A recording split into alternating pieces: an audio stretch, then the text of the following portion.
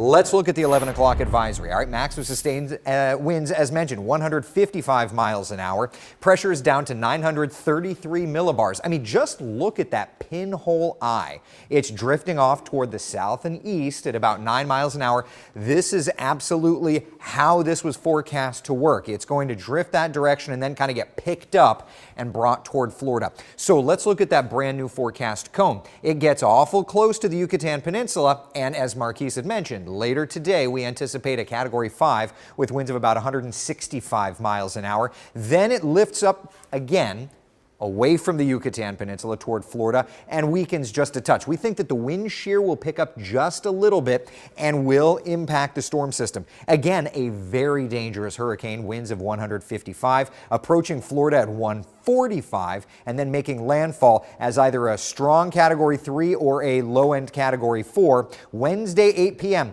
Another notification from the Hurricane Center is that we nudged this cone back to the north just a little bit.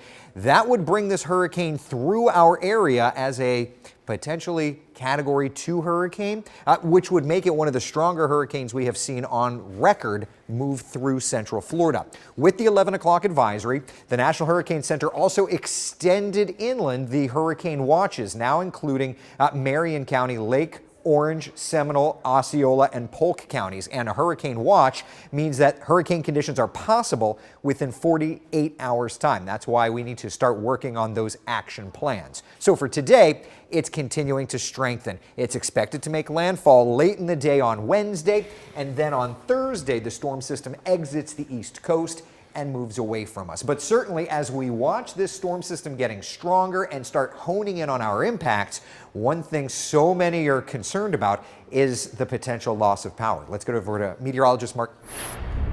Thank you, Eric. Now we're about 2.5 days away from Milton making landfall, but this is likely going to cause numerous power outages, not just across central Florida, but nearly all across the Sunshine State, just due to how widespread that tropical wind field is going to be. In comparison to Helene, we saw Helene ride nearly parallel to the Atlantic coast before making landfall in the Big Bend area, but this system is going to come up I-75, likely run parallel to I-4, bringing those strong hurricane force winds inland, and it doesn't take much wind to cause a power outage.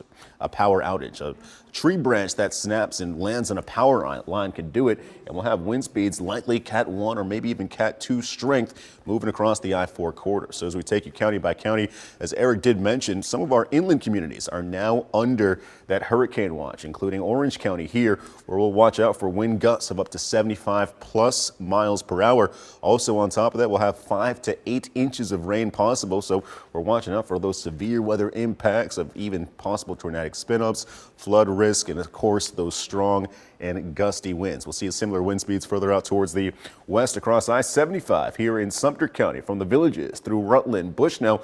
We can see gusts as high as 80 miles per hour or perhaps even greater. Now the worst of the weather impacts are going to be between Wednesday night and Thursday just after landfall, with Milton continuing to push towards the north and the east, and even in Ocala, if you're in Marion County, we can see winds as high as 80 plus mile per hour gusts, and we'll have heavy rainfall on top of that. Now, we'll continue to take you county by county in the next 15 minutes and discuss other impacts such as severe weather, the flood risk, and of course the storm surge as you make your way closer to that landfall on Wednesday night. But we still have a lot of time to prepare between now and then, so it's time that you finalize those hurricane preparedness kits. Make sure you safeguard your homes, and of course bring those outside materials indoors before Milton does arrive. That's certainly